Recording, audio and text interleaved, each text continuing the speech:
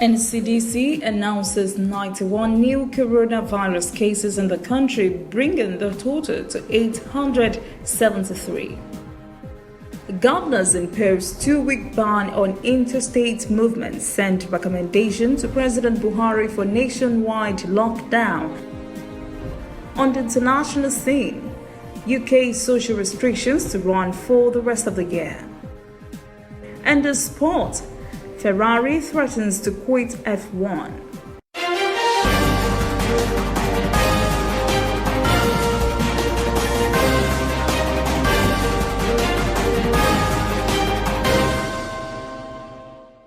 This is ANN News. I am Olajumoke Olatunji. The Nigeria Center for Disease Control, NCDC, has confirmed 91 new coronavirus cases in the country, bringing the national total to 873. 74 of the new cases are in Lagos. Meanwhile, Adamawa State has debuted on this list as it records its index case. The state has reported that an infected individual has been moved to an isolation center at the state specialist hospital in Yola on Wednesday. The patient is said to have returned from Adamawa State from Kano about a week ago and is reported to have immediately gone into self-isolation.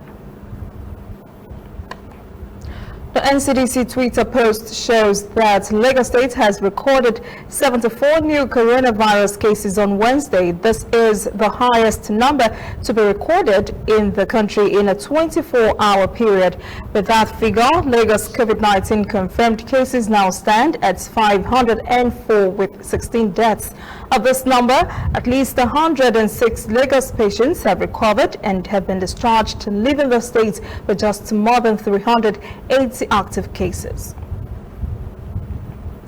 The 91 new cases reported by NCDC on Wednesday has alerted a new emergency among state governors. As the virus continues to spread across the country, even to new locations, new states, the nation's 36 governors have had to put their heads together in a virtual meeting on Wednesday and decided to impose a 2-week ban on interstate movement as part of efforts to control the rapid spread of the pandemic across the country. Chairman of the Nigerian Governors Forum, Kayode Fayemi, says this action is necessary because of increasing evidence the virus has moved into a community transmission phase. A communique issued at the end of the virtual meeting expressed the forum's concern about the spread of the coronavirus among health workers. The governor said they would work with the NCDC to ensure health workers are adequately provided with personal protective gear and are constantly trained on the use of such gear. Even as cases of coronavirus continue to increase in the country, the Nigeria Labour Congress (NLC) is kicking against any plan that may be afoot to extend the current lockdown when it expires. To that end, NLC has written to President Muhammadu Buhari warning against such an extension. The letter says there would likely be social unrest and extensive damage to the economy if the lockdown is extended. NLC Chairman Ayuba Waba has urged the president to consider the welfare of Nigerians as well as insecurity before deciding on any extension. The lockdown on Lagos, Ogun and the Federal Capital Territory has entered its 4th week, but COVID-19 cases have continued to rise. The stay-at-home order has now kept thousands of residents in their homes. Many violators were arrested, convicted and sentenced in Abuja. Reporter Kelechi Mekalan tells us how some are serving their punishment. These are defaulters of the COVID-19 lockdown order serving their sentence. A day of sweeping the streets of Abuja. Major cities in Nigeria have been on lockdown for nearly 4 weeks, part of government's effort to curb the spread of COVID-19. Movement is restricted to only people in essential services like healthcare workers, food processing and production outfits, and media. Although the compliance level has been high, many citizens are seen to flout the stay-at-home order. If we close school, close mosques, close market, close churches, close every gathering just to keep people at home, and they're not coming out in their thousands to come and jog, the purpose is defeated. It's very, very much defeated, because even those who are coming out to jog don't even wear enough clothes. Sometimes you don't even know who is touching you. Anybody who comes there claims to be a trainer. You give them your body to touch, to exercise your leg, your shoulder, and whatever. That's very risky here. We are doing that, and most of them in coming days will be facing mobile court in very large number. More than 240 violators have been arraigned and convicted within the city. Ordinarily, when convicted, the persons are meant to serve some form of sentences as a punishment. But what is being done here, probably to give human face, and the bulk of the persons are people who will tell you they are going out to buy food or look for money. So what they are made to do is to pay 1,000 as a fine. And also, you can see the streets around here is clean. The streets have been cleaned up by persons who have been found and convicted and sentenced to have violated the regulation. So the measures taken now, which we hope will deter others who are seeing what is happening, is to compel them to do this community service. Asked me if I had any ID card of movement, so I said no. We should adhere to what the government have said, because definitely the government is also trying to help the communities because of the sickness. We don't have to disobey. The only problem people are having is that they were not quite aware that this is going to happen, so that they can prepare themselves to have things at home to eat. The court is still lenient with the sentencing at this time. No offender has been jailed so far. The task force says it will continue to appeal and sensitize residents while enforcing the law. Coming up, African stories. Ethiopia opens air hub for sending anti-pandemic supplies to the rest of the continent. And later, international news. United Kingdom will keep social restrictions in place for the rest of the year.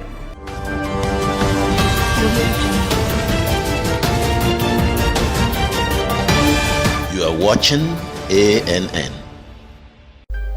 Somewhere in the world, every second of the day, news is happening. And of course, Nigeria is bustling with news day and night. That is why ANN doesn't sleep. Our eyes are peeled, wide open, so no story escapes our radar. We stay abreast of world events and happenings at home. We keep you up to the minute in the world of sports. We give you information to stay on top of your investments and all the hard facts you need to navigate your day.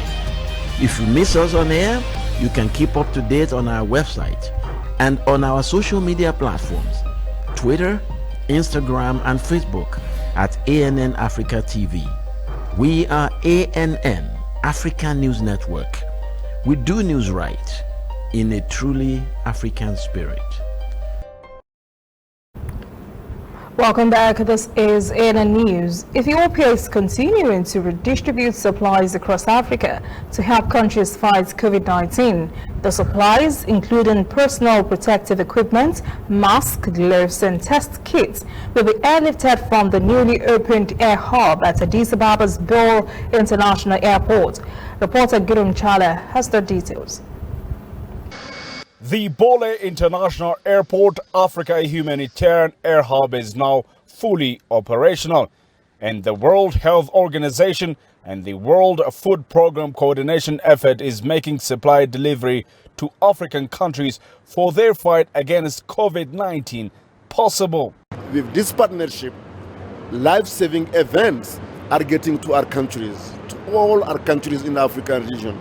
This is something that must be commended and must be praised, because we are being able to send supplies and life-saving supplies in the middle of this pandemic to our countries in Africa.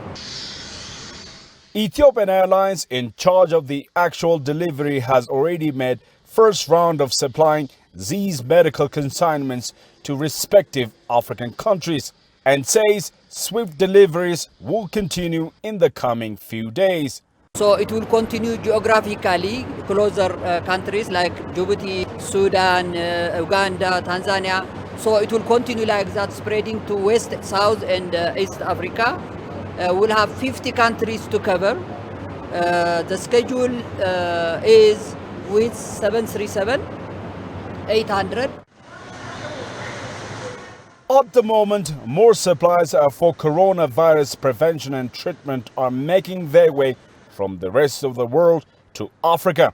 The soon-to-come supplies include one from WHO and the other from Jackma Foundation. And this humanitarian air hub will receive all and deliver it to respective nations in the coming few days. So instead of having 2 flights, the same cargo will have 2 shipments. One coming with supplies coming from WHO, the second part coming from the Jackma Foundation, and we will arrive in countries, and countries will be informed of what they have coming there. So the WHO representative in each country with the Ministry of Health will be there to actually get these supplies when they arrive in a coordinated manner. On the other hand, and despite a relatively enough COVID-19 related supplies at hand, African states remain to be on high alert. Both WHO and Africa CDC agreed the worst of the coronavirus pandemic is yet to come, and states must alert their citizens to practice utmost precautions and personal protection now more than ever. Zimbabwe has extended a nationwide coronavirus lockdown by 2 weeks on Monday to curb the spread of COVID-19 infections. The country has 25 confirmed cases and 3 deaths so far from the virus. Public health experts welcomed the extension, but businesses and traders say they need relief to survive the economic damage.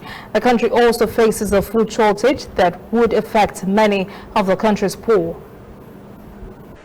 Less than 48 hours after President Emmerson Mnangagwa extended a nationwide lockdown, hundreds are packed in a queue for mealie meal. There's no social distancing here as survival instincts kick in. There is no food left at home, and that's why I'm here. I cannot afford to do social distancing. If I do, my children will starve. Asked if he's not afraid of catching the coronavirus, his response illustrates the dire food security situation many find themselves in. It is better to die from an illness than to die of hunger. During the course of our interview, word comes from the front of the line that the mealie meal is finished. There's disbelief mixed with anger. The shop staff need to explain how it ran out when only a few people managed to buy. Where did it all go? The staple mealie meal is in short supply, owing to successive droughts that have slashed grain harvests, while soaring inflation has seen the prices of other basic goods consistently go up. All that was before COVID-19 and the restrictions it brought, which have driven up the numbers of the vulnerable. In response, the government will pay out 200 Zimbabwe dollars, the equivalent of $8 to 1 million of them. The COVID-19 lockdown extension in Uganda's capital, Kampala, has become boom time for some grocery delivery businesses, as many find it difficult to venture out in fear of becoming breaking lockdown restrictions. Calls to grocery delivery stores have increased, and as Hilary Ayasiga reports, the stores are smiling to the bank. Jennifer Tumkunde deals in foodstuffs. Her business is booming even under the lockdown. We have been a bit overwhelmed. Everyone now wants our service. Everyone wants to know what we do. Everyone wants to know how is it true we can actually bring everything that I need. And yes, so we have been up and about running in this period. Of course, our sales have gone up, I must say, because now it is almost the only option. She receives a purchase list from customers on WhatsApp. Tumkunde is making sure her customers are supplied with fresh foodstuffs daily. Using a digital platform, she's able to reach many people under lockdown and also increase her sales. Upon delivery, payment is made through mobile money, and her customers are upbeat about the online service. Right now, we can't move on the road, we can't drive, but I can still get my groceries delivered to my house. This has definitely been a lifesaver. It is a very, very convenient option. And incidentally, I think we might continue using it even after the COVID lockdown. But like any other business, this one also has limitations. Authorities have restricted the movement of motorcycles beyond certain hours. We are working under a limited time and yet dealing with so many people, and somehow every client wants their food at the same time. So that has been quite a challenge. But Jennifer hopes to keep her customers happy while providing a vital service throughout this lockdown period.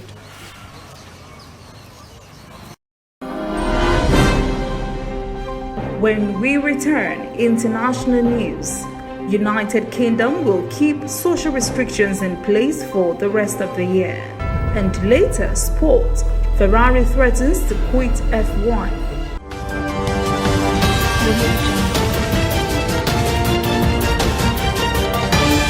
You are watching AM.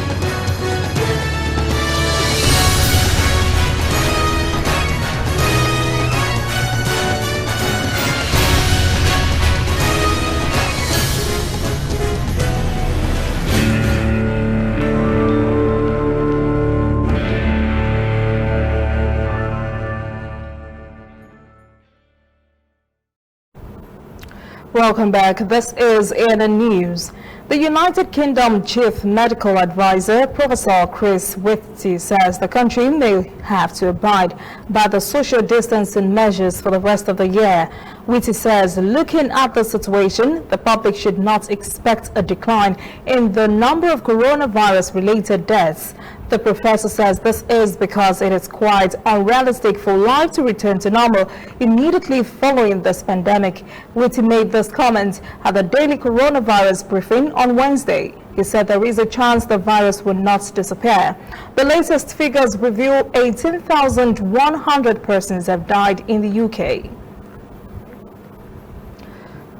President Trump has signed an executive order restraining some categories of immigrants from entering the United States for the next 60 days.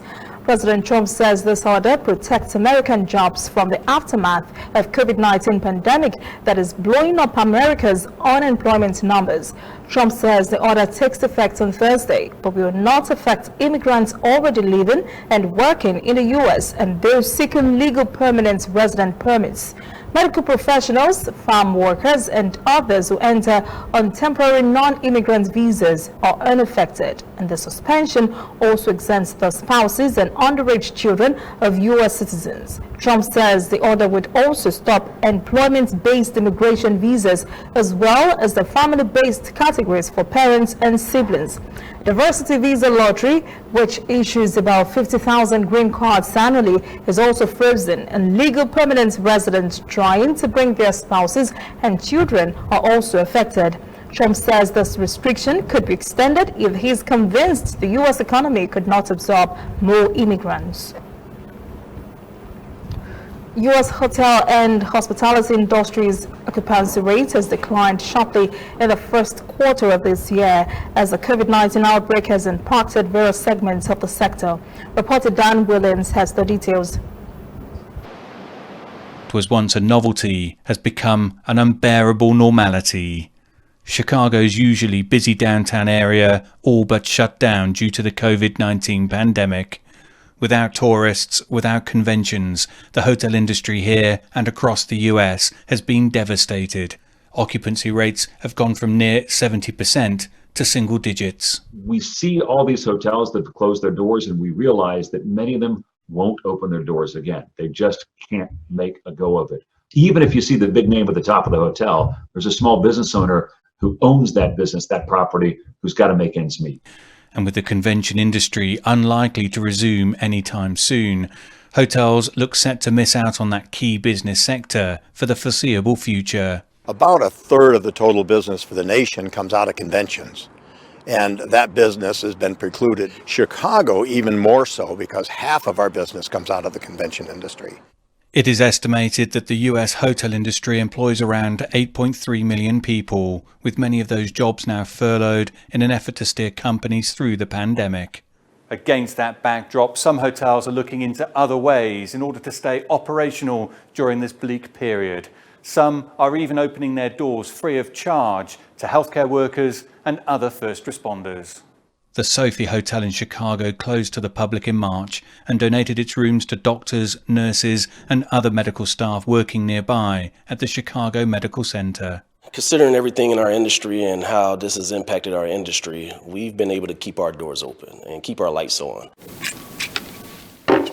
Guests check in remotely, avoiding contact with staff. Sanitising wipes are freely available, while communal activities like the bar and restaurant are closed. We only occupy these rooms every 3 days. So if a room checks out, our team members cannot clean a room until 3 days, in which we do not occupy a guest in that room for a minimum of 3 days. Other hotels have struck deals with authorities to provide rooms for first responders, healthcare workers, and others needing to self-isolate. The reimbursement isn't as strong as what their traditional would be, but it's a negotiated rate, and it does provide business activity and it provides employment for the people that are there.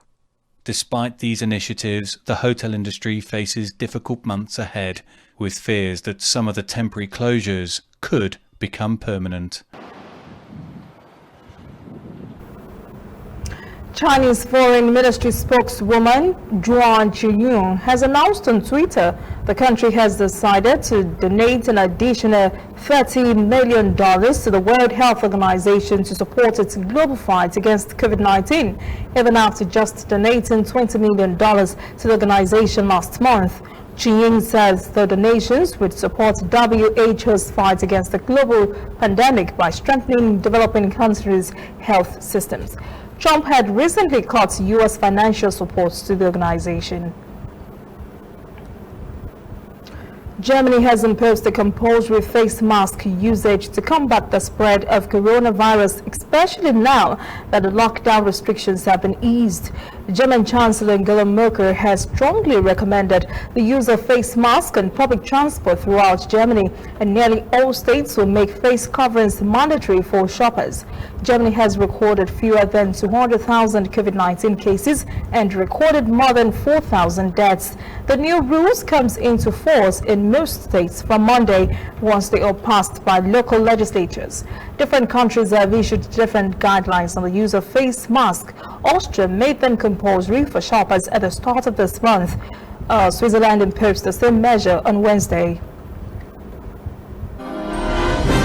Up next, Ferrari threatens to quit F1. Find out why.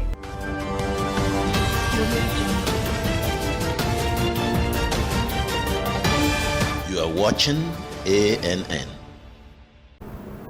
Welcome back. This is ANN News in Sport. Italian luxury sport car manufacturer Ferrari has threatened to quit Formula One if the sport lowers the budget cap to less than $150 million. Formula One bosses are holding regular talks to find ways to cut costs in the midst of a huge financial mess. All the teams have agreed to run this year's chassis next season, while also lowering the 2021 budget cap by $25 million to $150 million. Ferrari has refused the budget cut. Fiji Rugby chairman Rato Francis Keane has resigned after facing a series of allegations for misconduct. World Rugby also confirmed Keane will no longer be considered for the World Rugby Executive Committee. The former chairman was convicted of manslaughter and sentenced to 18 months in prison after killing a man at the wedding of Fiji Prime Minister Frank Bainimarama's daughter in 2006. That is ANN News this evening. Thank you for joining us. For details on these and other stories, visit our website, annafrica.news. Conversation continues on our social media platforms, Twitter, Instagram, and Facebook at ANN Africa TV. I am Olajumoke Olatunji. Please remember, coronavirus is real and accused without regard for social status, gender, or ethnicity. Stay at home and be safe. Have a pleasant evening.